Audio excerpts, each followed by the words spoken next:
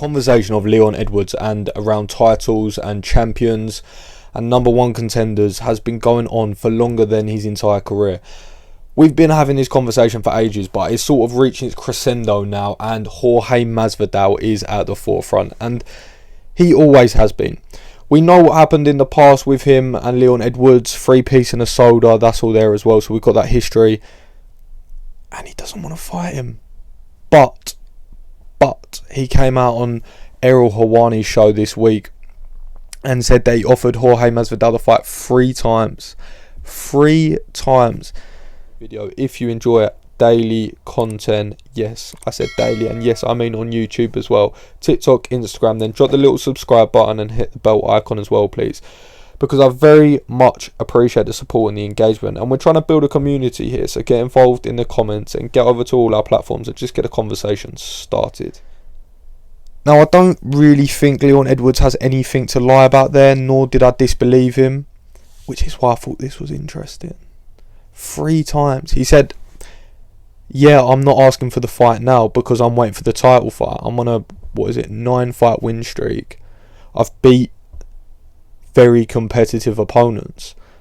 He's fought Nick Diaz, which is usually your one step away. He is the gatekeeper to the top. You got to fight Nate Diaz. It's a rite of passage. People are asking questions about Luque. Guess who wants to fight him now? Diaz. He loves it. He loves it. That's his job there. And I think he just embraces that. I think he embraces just being the toughest of the division and just having the cream of the crop. But that's why we love him. But anyway, not the Diaz brothers. We had that. We've got that, this Saturday. We've got a lot of that this Saturday, Nick Diaz. But before I get too excited and carried away, Leon Edwards, like we were saying. So that's why it's interesting. Jorge Masvidal has been very quiet. Now, we know that he's the money fight. And that's a big money fight for Leon. And anything that can do, let's be honest in this situation. I'm a massive fan of Leon. But anything that could help push his PPVs, don't know why I said that, pay-per-views, I don't know why I said that. And I can't be bothered to edit that out. So just imagine I didn't say PPVs. Anything that could help boost his pay-per-views would do him a favour, because people who are the casual fans, who, let's be honest, is the majority of the audience of the UFC, are not really going to know of Leon Edwards. And you know what they will know of him. That's why that moment was so big for him. They'll know the Diaz last 30 seconds.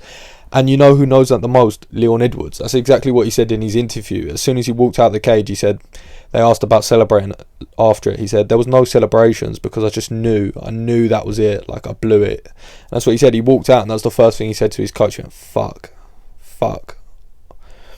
Because he knew.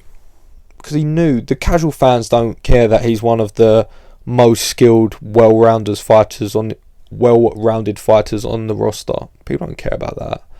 Did he get any flashy knockouts? Not really.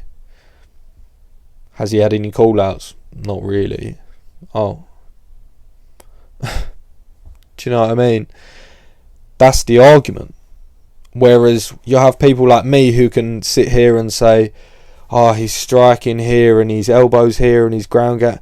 Doesn't really matter, because at the end of the day, they're not the people typically on the mass audience who are sitting down buying the pay-per-views.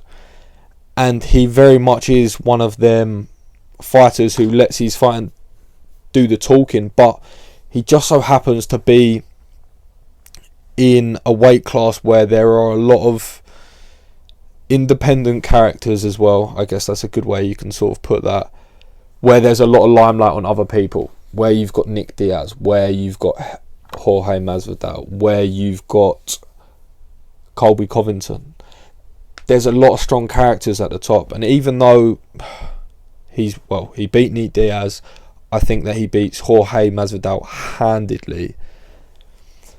So, and we'll leave that conversation of topic to another time. But I think he's better than everyone in the division at the moment, including Luque, barring potentially Kamaru Usman. And I say potentially because I do think he can beat him. Now, I know a lot of people are going to call me crazy, but I do. And again, I'll leave the breakdown video for another time. And I'm not saying he's going to, most definitely, but I'm saying he definitely has more than a good chance. And I'm not saying a puncher's chance. I'm not saying, he could clip him something. No. I'm saying over 5 rounds, he has more than a chance. But like I said, we'll jump into that at a different time. But the reason I thought this was interesting is because I was annoyed. I'm going back to where I originally was. I was annoyed at Leon Edwards because he never made a call out, and he needed an extra fight, and he didn't make a statement. And as much of a fan as I am of Leon, he knew what he had to do. He knew, and he failed the assignment. I've just got that TikTok song playing in my head, and he knew that. That's why he was so angry. So I guess I was really thinking, as were a lot of other people, I need to get another fight under my belt. I need to beat another tough opponent, which I think, and I'm sure he thinks as well, that he could definitely win. He's got a fair point. He asked for Jorge Masvidal 3 times, and he came out and said, if he will fight me in November, I'll fight him. But if he doesn't, if he wants to fight in February, I think it was like, that's too late. That's too late, because the timeline doesn't then fit nicely with the title now. If you think that's coming up soon, and then that will mean maybe around April time they'll be ready to fight, maybe May time. So the timelines doesn't add up. So he'll fight him in November, but he said no 3 times, and that's why he said, I know I'm not going to fight again, because he said he's not going to take that fight. And he was like, why? He hasn't taken it 3 times. So I'd love to see Jorge Masvidal's take on that, because I'm sure he'll have an answer to that. But it's interesting. Let me know in the comments who you think. And also, I may have forgot to mention at the start of the video, if you enjoy daily content, yes, I said daily, and yes, I mean on YouTube as well, TikTok, Instagram, then drop the little subscribe button and hit the bell icon as well, please, because I very much appreciate the support and the engagement, and we're trying to build a community here. So get involved in the comments and get over to all our platforms and just get a conversation started. Yeah, I probably should have done that as the intro, but we're here now. So yeah, that's where Leon Edwards sits. Is he going to sit out and wait for the title? I think he does, but the problem is Luque. Luque is the spanner in the works there, because if Luque nicks a fight with, pardon the pun, Nate Diaz and gets a convincing win, which I think he very much can do, then he's going to be the nail in everyone's mind. Oh, it's very much a sport, what have you done for me lately? And it's a very much a sport of short memories. People will be like, oh, that incredible finish he got over Diaz, because he's going out there to kill, and he knows that as well. So if that happens, or if Colby wins, let's say Colby wins, then we have a whole different dynamic. We could potentially be looking at Colby Masvidal.